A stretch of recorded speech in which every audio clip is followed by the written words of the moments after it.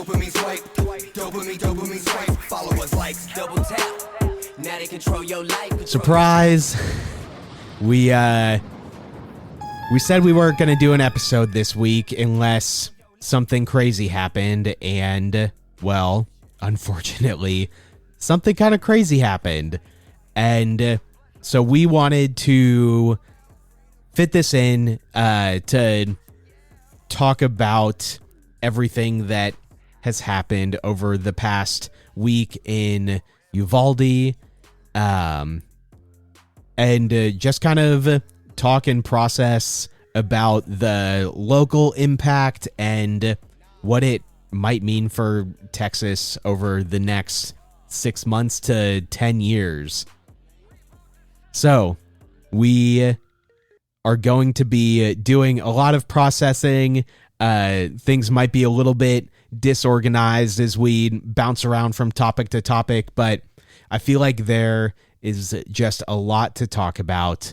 Yeah, this is not going to be like a typical, I mean, one, you're listening to this, you see this on your stream on a Thursday or a Friday morning, and, you know, nothing typical is going to be about this episode. No short stories, no big story. It's just, you know, it just felt wrong for us to skip out on talking about this on the 817 podcast, and we just thought 2 weeks was too long for us to process this. And you've already seen the impact in Fort Worth and how that goes, and I think we can get there. But I first generally just want to say, like, if you're feeling helpless, if you're feeling rage, if you're feeling like you don't know what to do, if you're feeling like you don't want this to be another social media thing and then we forget about it, I think that's what we're trying to figure out here on the pod to make that not happen. To take this fire and move it into action.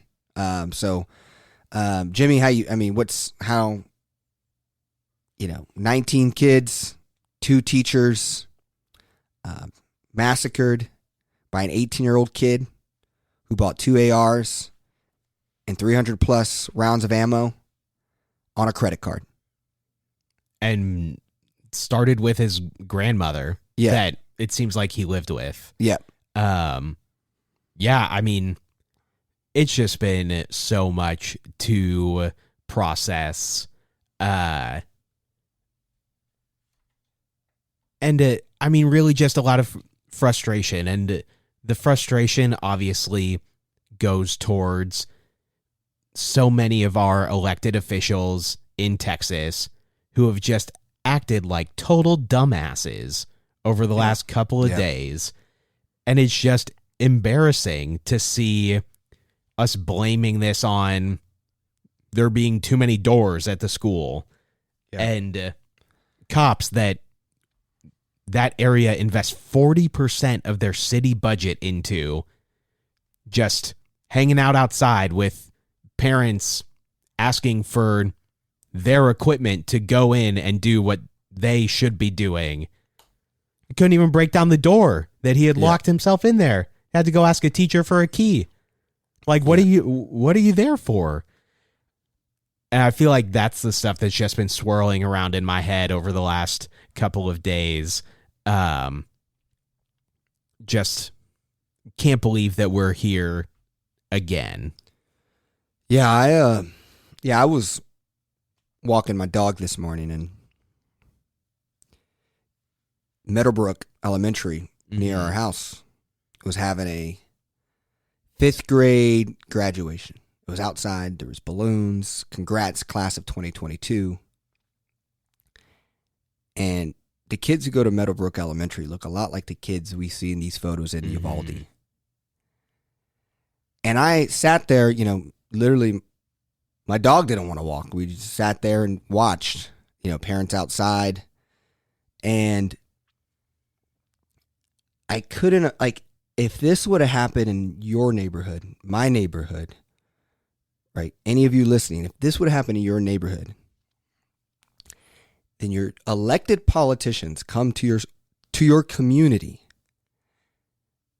and the only thing they're really showing emotion for are doors. I feel outraged And I can't imagine how people in Uvalde feel of not being just the real empathy. You're talking about doors. You know, like, you know the problem with closing doors? You don't even fund your schools. Half these schools got trailers. So they got to walk outside to go to class because we don't even have the infrastructure for the building to have your door idea. And it's just like, we should be outraged, and we need to keep this because the massive amounts of disrespect that they are showing Uvalde families, protecting gun rights and NRA and all that stuff, and not really feeling like these Hispanic families who, again, black and brown people listen to the rules and listen to cops and don't barge into the school because you got it, you know, like an hour later. So it's just, I feel like we should connect this anger to what if this was in your neighborhood? Because if I showed up to Meadowbrook Elementary and Governor Abbott's there and Ted Cruz is there, is talking about doors after kids just got murdered, you know, no tears, no human emotion. We should all be very upset. And I've been thinking about that a lot too. It's like Ted Cruz has school-age girls. This isn't like a I mean, it is a hypothetical, but it's a very concrete question of what if somebody walked into your girl's high school and they were the next ones that this happened to? Would all of your money that you've gotten from gun lobbyists make up for that? Like, that's to me, a decision that he makes every single time that he, you know, won't answer the question about why this only happens in the U.S. and, you know, gets Beto dismissed out of a press conference because he actually tries to challenge him on what he's saying. It's just, that point right there reminded me of, like, it gave me Fort Worth chills in the sense of the reason why we stand up to the good old boy of everyone's nice in Fort Worth, because if you step out on your turn, you're bringing politics in it. And, like, I felt like there was the establishment, the Good Boys Club, and someone steps out and they try to villainize him as he was being the politician. When you were clearly doing the whole, oh, we're not putting politics into this. That was your first offense. Oh, we're not putting politics in this. We're not going to allow politicians to put politics in it. But that's what you do when you are the guard and your politics are in place. You then act like everyone else who stands up or acts out. Oh, there's the problem over there. They're putting politics into this. And that really reminded me of, like, I feel like what happens in Fort Worth a lot. For a lot of little things. Not this, but I'm just thankful that Beto stood up to the Good Boys Club. And I think a lot of conservatives will say it's unnecessary, but it was very necessary. And what's good is I'm glad it landed for his base. And we're not going to bring politics into this, but I went to my fundraising event last night while these families were mourning because I needed to continue my campaign fundraising. Yeah, I'm still going to the NRA events to speak because I got to keep my people happy. The NRA events where for these high profile figures, when they're speaking, there's no guns allowed. Yeah. I wonder why. Crazy, right? Crazy. They just feel like their life matters more than just an average person. And it's disgusting. And let's hit the mental. I know that we're all over the place, but the other big disgusting part is how they're using mental health as a scapegoat. Right. And that to me is like just offensive to people who really deal with mental health. And it's offensive on so many levels. Like, yes, that to start. Second, like, we cut mental health funding by over $200 million in the last year. The exact same person who says it's mental health. We continue to prop up a misogynistic society and act like men having feelings is wrong, that it's a feminine thing, and continue to stigmatize going to therapy as something that guys should not do. Mm-hmm. Yet you're out here saying that it's a mental health problem. But if some guy came up to you and said, like, oh yeah, like I go to therapy once a week, twice a month, you would look down on them. Yep. Like, you continue to perpetuate these problems because they benefit you and your power structures in the short and long run, and it's just absolutely gross. Yeah. I mean, we don't accept, like, Texas is one of the few states that doesn't accept expanded Medicare coverage, which is free money for the state to have that could be used towards mental health, but we just say no. We're dead last in the country when it comes to providing mental health services. Yeah. And you just want to tout mental health and then not do anything about it. And here's the creepy thing, too. I mean, there's so many layers of we're getting played. You don't support mental health until now it's convenient for your NRA narrative. Uvalde's 50 miles, 60 miles away from the border. Mm-hmm. You don't want to educate undocumented kids, and who knows if any of the kids or any of the kids' How families, many of them? Who were actually undocumented or are involved in that. Mm-hmm. Like, and now you show up that you care about them, right? Oh, I care about your life, care about your future. Yeah. Like, there's so much badness in this. And to me, I think the goal and what I'm irritated with is it seems like Democrats and Americans to vote the right way always need something crazy to happen. George Floyd. Maybe this gets us over to do something, to act, to wake up. But it's like their base continues to show up. And the crazy thing is there's people showing up on the right that doesn't even believe in Abbott and Paxton and Patrick. Mm-hmm. You know, the Uvalde's mayor was endorsed Don Huffines, called Abbott a fraud. So they're even crazier than crazy. Like, so and he's been a mayor since 2014. And so it's just, I just feel like, to me, it's like, I really want to focus this pod on your perspective on how do we keep these feelings that we have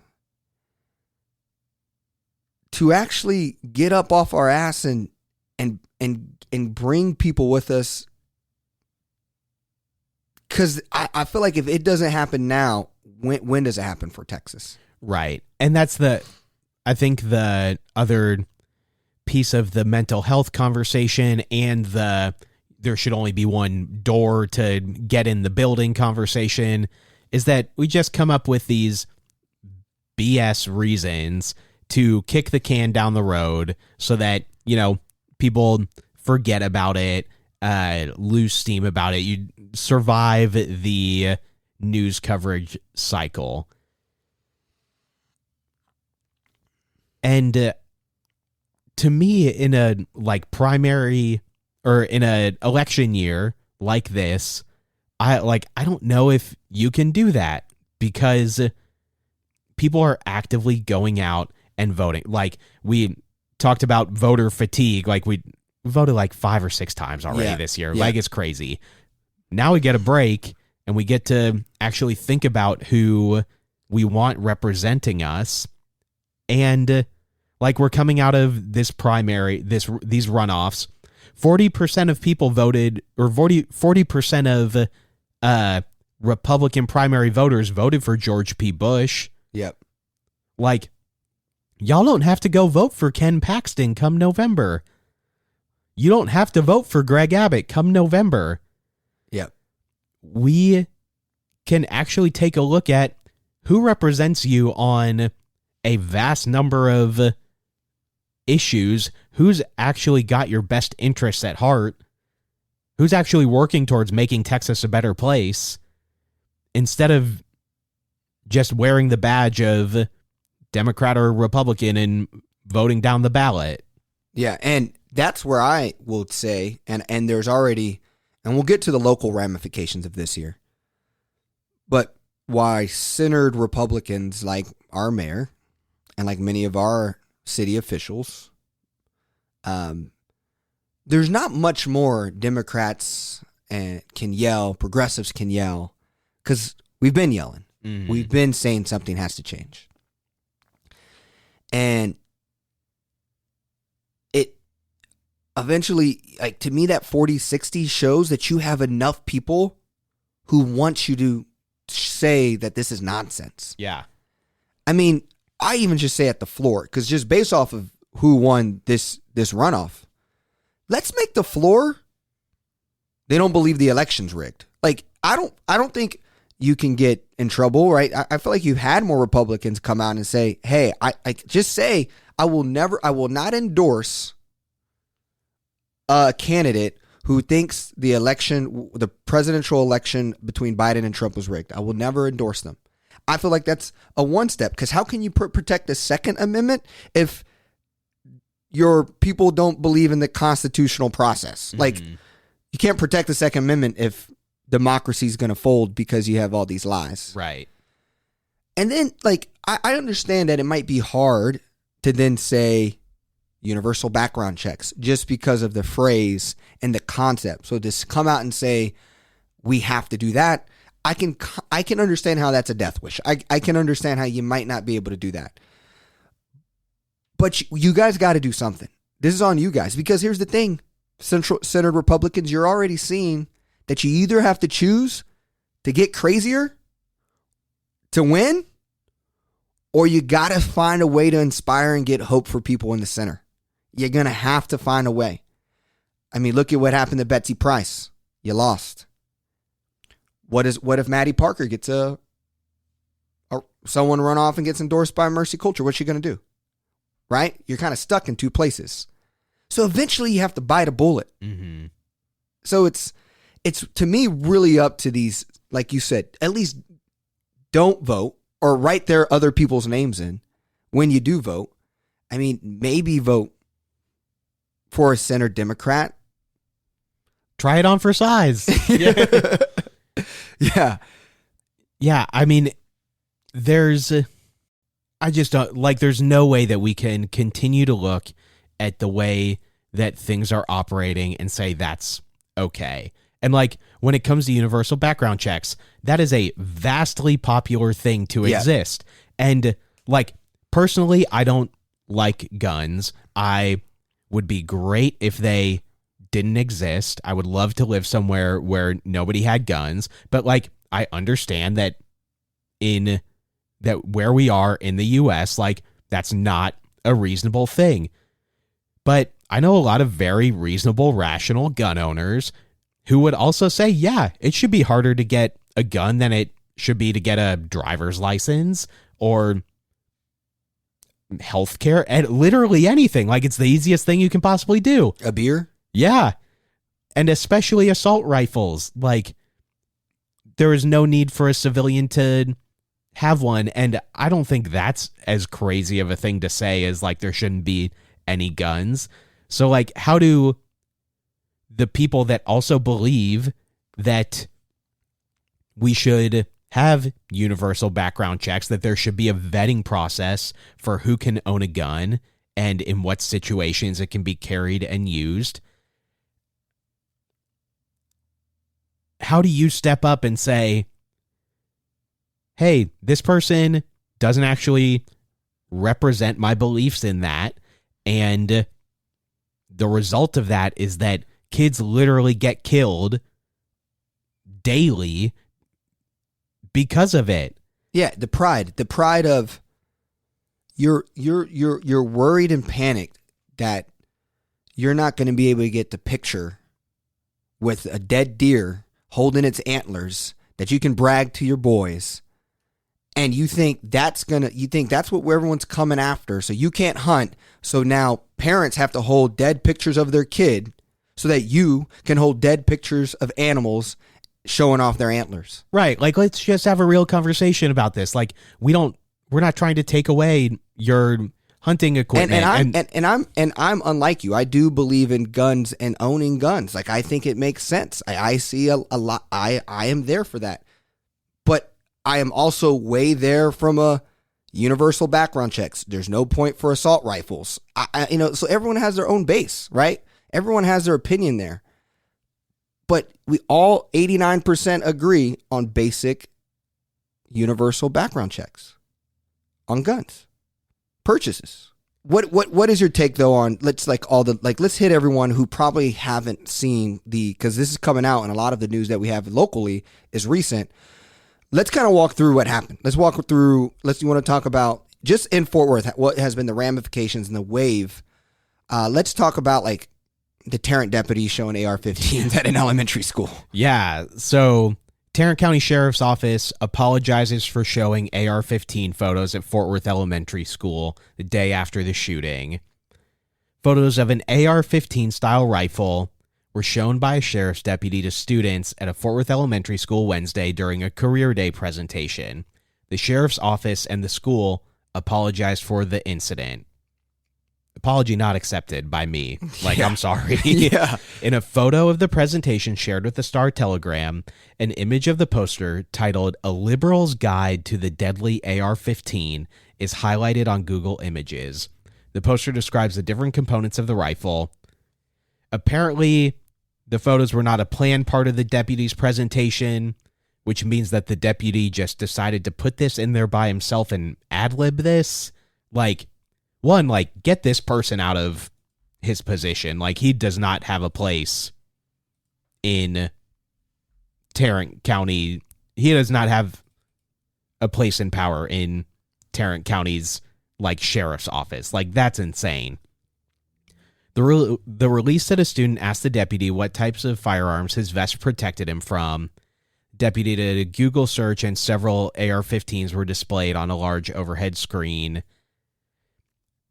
Sheriff's office said it was an insensitive and a profound momentary lack of judgment. Profound momentary lack of judgment in a safe environment inside of an elementary school. What kind of lapse of judgments are you going to have in an actual, high-stakes situation? Yeah. You're not even in danger right now and you're being this stupid. Sheriff Wayburn takes full responsibility for the incident and apologizes. Just a bunch of garbage. Yeah. This is your culture talking. This is your, Wayburn. This is your culture. This is your culture's true colors. Yeah. You show elementary school kids a liberal's guide to deadly AR-15s. That wasn't a misjudgment. It just shows you how lost people are and how far down the path we have gotten to where someone with, where you're just getting more radical on the right who you're voting for. That you can have a cop go into a very progressive neighborhood. Right. Yeah, this isn't just this is Daggett. Yeah. A blue area code. And do this. And honestly, I don't even know how, I'm surprised an educator didn't stop him. I don't know how this, I don't know how long it went on. There's so much on that. But so that's one story, right? We have that one story. And then you've also got officer finds student with gun on middle school campus. This is from the 26th. A police officer at W.A. Meacham Middle School had to detain a student after they were found with a firearm on campus. Around 4 p.m., officer on duty was notified about a student who possibly had a gun. Officer did an investigation, detained the suspect, and safely took away a firearm. The campus was on hold status while a search took place. And then also over in Richardson, a high schooler was arrested. Yeah, a high schooler was arrested. He had an AR-15 in the back of his car across the street. These two stories dropped within an hour of each other. Yeah. I was literally just at Berkner, high school. So it's just crazy that, right? Just 2 moments. But now here's happening though, right? We, also breaking news. We have The school board of Birdville ISD will discuss tonight authorizing district employees to carry firearms on campuses. That's what's happening today. District employees. Like, that's everyone from the cafeteria person to the janitors to teachers to principals to the school board. Like, why? Why do we expect our student or our teachers to be the Avengers? Yeah. I mean, in the Uvalde situation, the cops didn't prove to be the Avengers either. Yeah. But, like, how are we going to put that on teachers?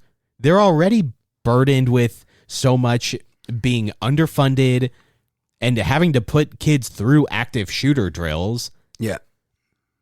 Oh, man, it's disgusting. Yeah. And it's thinking it from an education lens.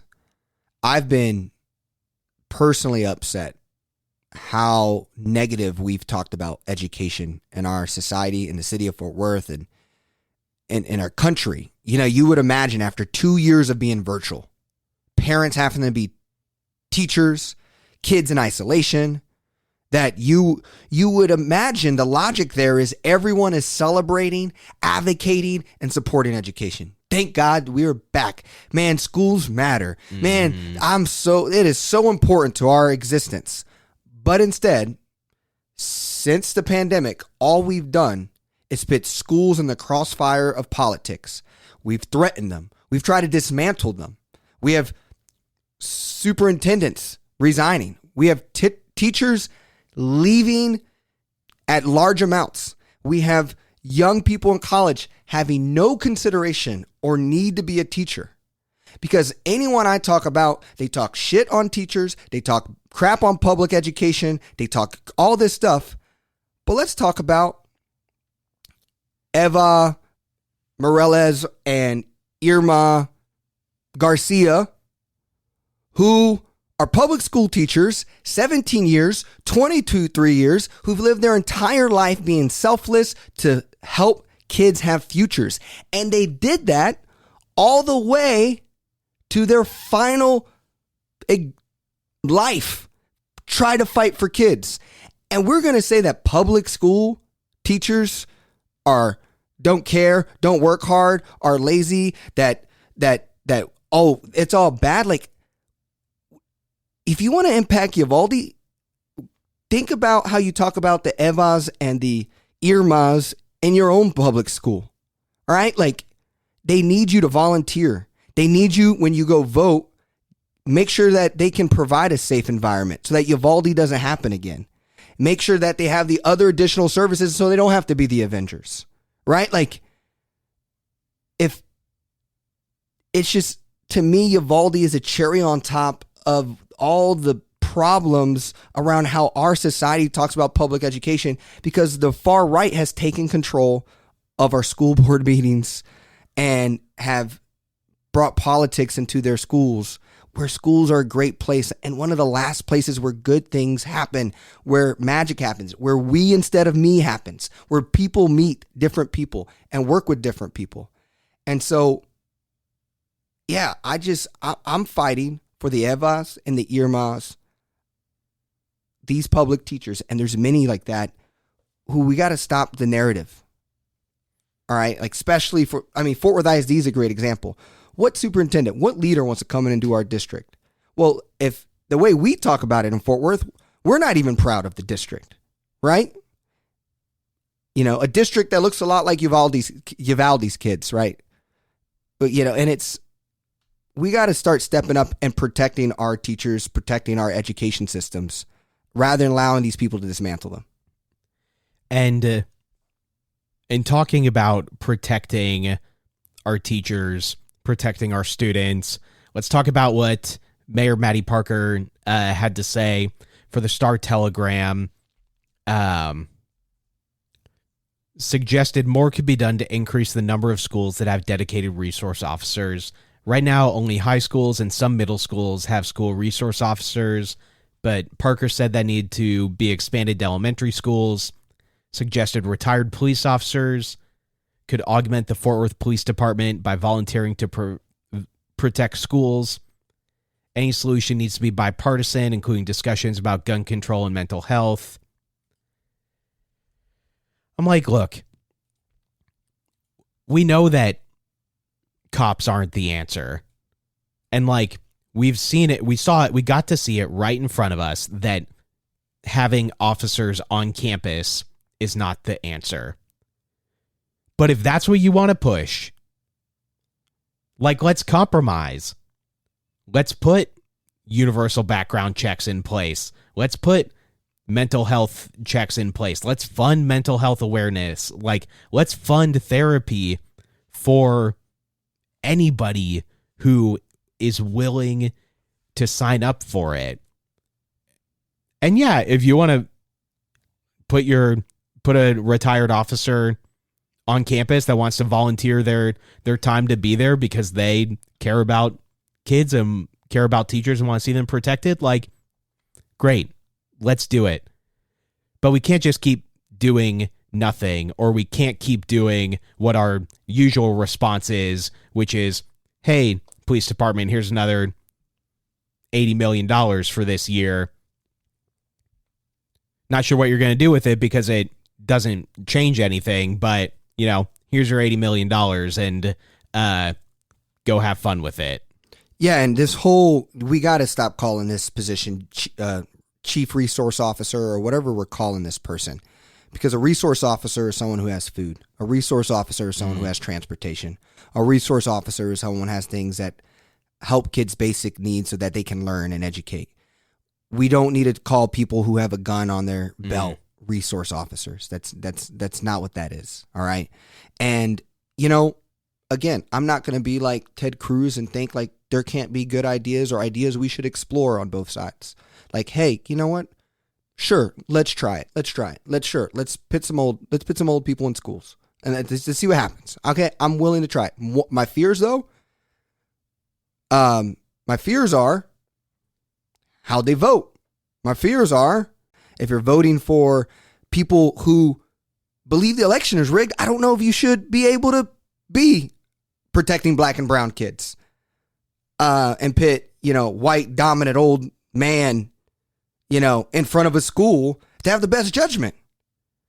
Right? Like, I just don't know if I agree that could having someone who has the social equity lens plus the experience of having a gun, could that person be there? Cool.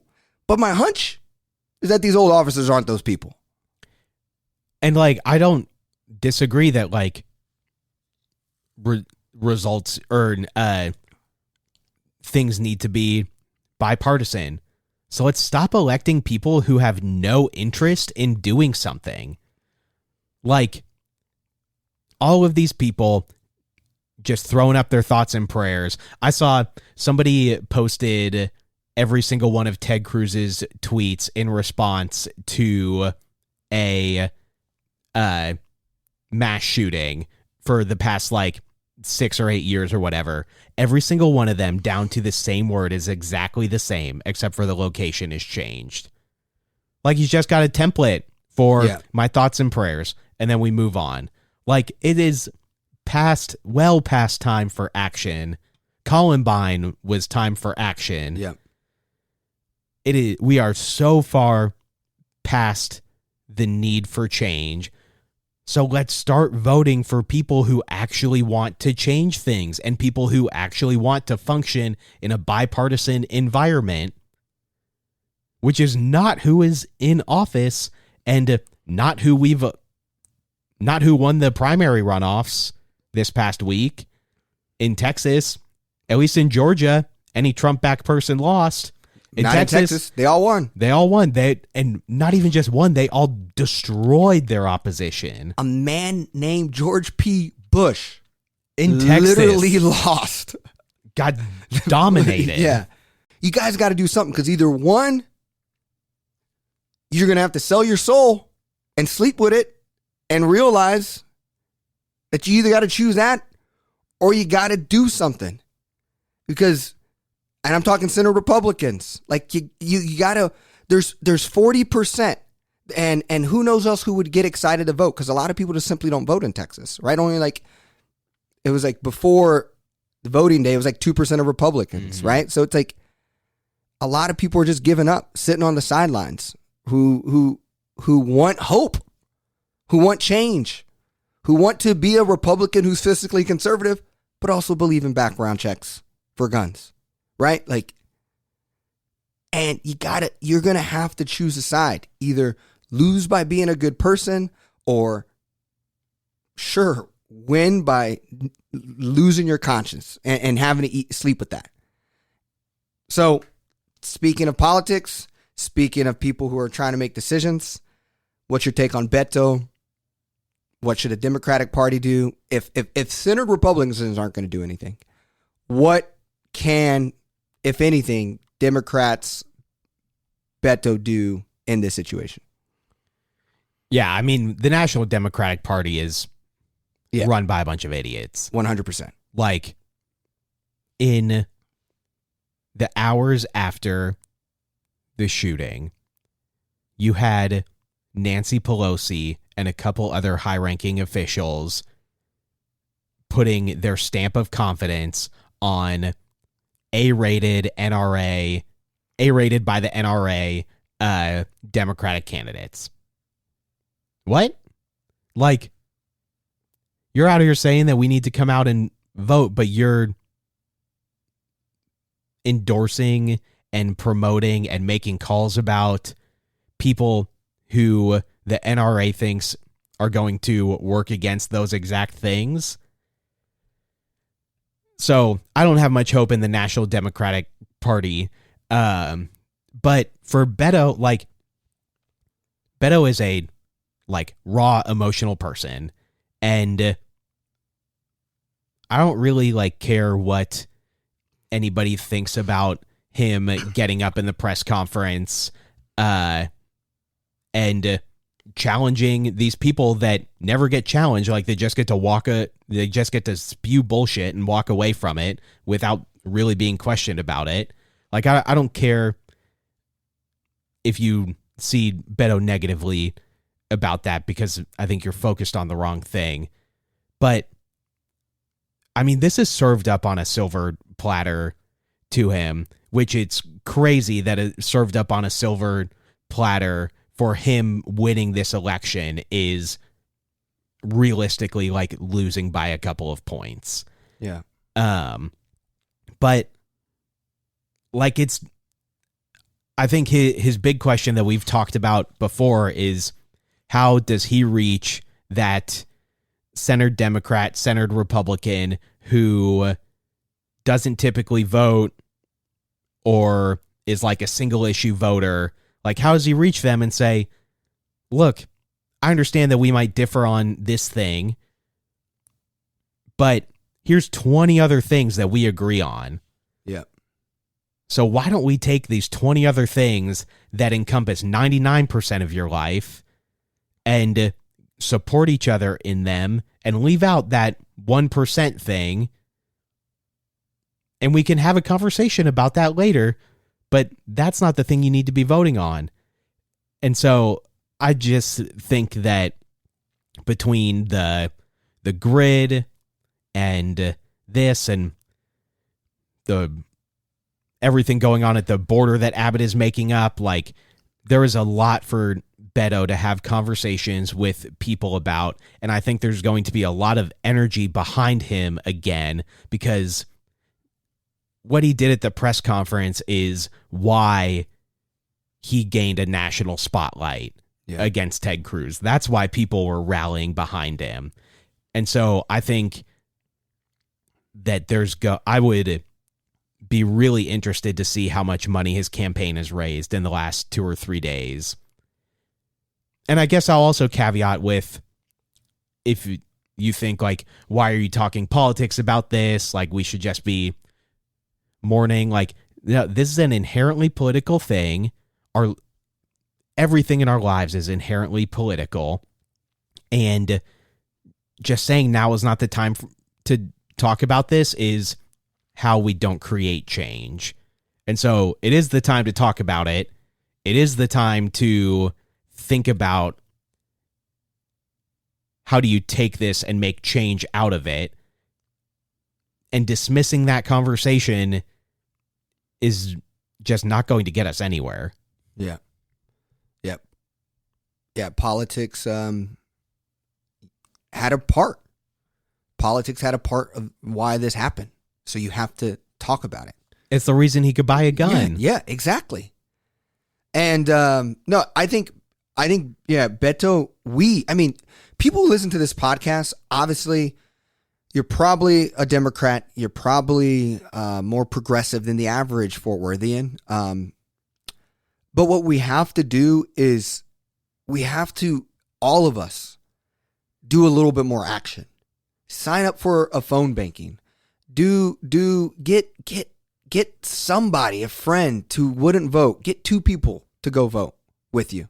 Like, it's just for us, we got to do something bigger. We just have to do, because if it's not now for Texas, when is it?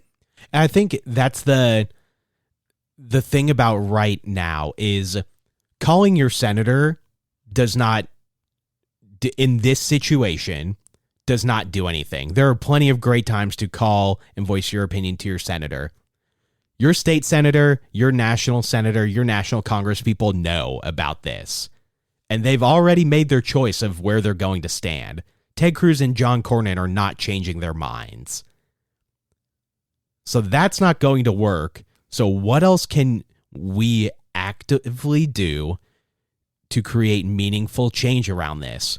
It's showing up at a city council meeting and voicing your opinion. Maybe it's just emailing your city councilor and saying, hey, I'd like to talk about what you think we can be doing in the city of Fort Worth for this. Maybe it's emailing your school board member and saying, hey, I have ideas for how we can be better supporting schools in this situation. Or maybe it's phone banking for a politician. Like, we've had the Deborah Peoples, Tim O'Hare conversation. Maybe it's not electing a guy who doesn't believe that we can hold a fair election. Yeah. Like, it's not about just calling your senator anymore. It's about how do we actually take meaningful action. Yeah. Yeah.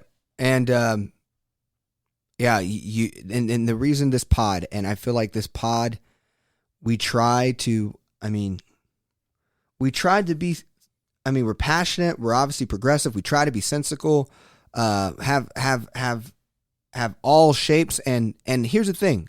I said this at a board meeting where I was talking about Fort Worth, and I told an organization, I told people that, hey, I actually think we're too progressive compared to the average Fort Worthian, because you said it. We have to accept that Fort Worth is a purple city. That is a centered city. That is honestly more Republican. Probably, right? It's close. I mean, I guess if you got us all out to vote, maybe it's not. And the last couple, Beto and Biden, it wasn't. So, but it's close. In the spots that matter. Yeah. In the spots that it matters, a great point. We're a Republican, right? So we now have to know that the kicker is, I don't need anyone to think like me. I don't need you to think like Jimmy about what Jimmy thinks about guns, what EJ thinks about guns. We just all need to say, but what is the thing that the centered person thinks, and how do we all rally behind that? And we can all rally behind universal background checks for guns. And if you have a politician who doesn't, or we can all rally behind that the election wasn't rigged. Like, that seems like something we can all agree on. So let's keep everyone accountable who doesn't agree on those two things. That's all. And you know how much movement that takes us? That makes it realize it's not Democrat versus Republicans. It's actually all of us against stupidity. Yeah. That's all it is. And that's what we want to see. And sure, are we going to get roasted because, we said something that wasn't too progressive, or we said something, but who cares? Because if you don't put yourself out there and show that we are all multidimensional people talking about very complicated things. But what I do know about Jimmy, what I do know about our city council, what I do know about people who operate the city, they care.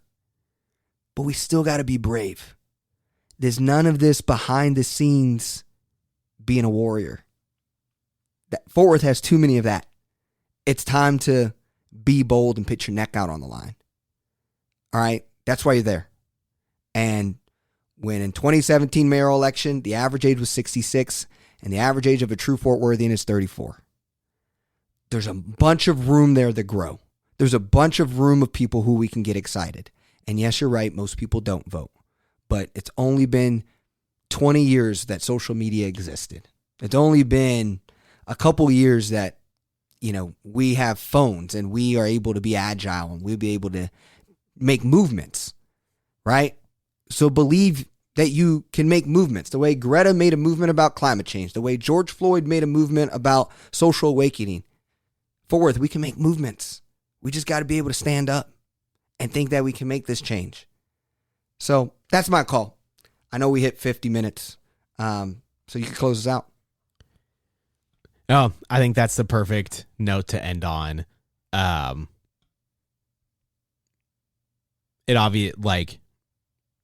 This obviously sucks. And it sucks that things like this have to happen less than a couple weeks after what happened in Buffalo.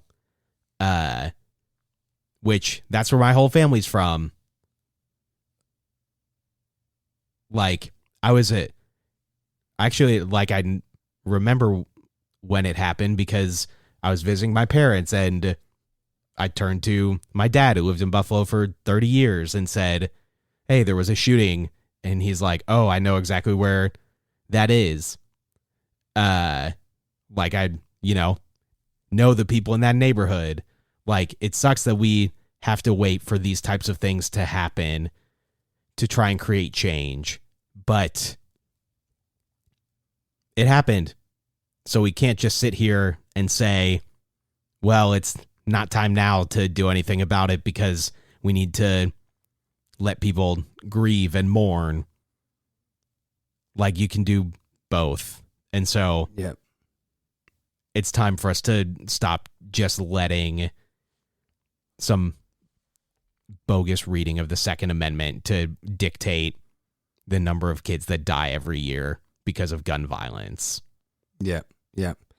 Memorial weekend used to be called Decoration Day because you would decorate the graves and the tombstones of the people who died in war. And parents and families are decorating different things, different people who were just living in America that those people fought for that said they were free. So I don't think we're making founding fathers who thought a gun was a musket proud right now. I don't think we are. So we got to act. And I know we do a lot of talking on the pod because that's what a pod is. But we will act and we continue to act. And shout out to all of you who voted on the Republican side and shared us your stories because that was hilarious for all of you who try to vote Ken Paxton out, But for all of you who did that, kudos to you. But we'll see you guys. Have a great Memorial Day weekend with your family. And thank you for being a part of the 817 community. Yeah, we'll see you next time. Control your life, control your life. Dopamine swipe, dopamine swipe. Follow us like double tap. Now they control your life.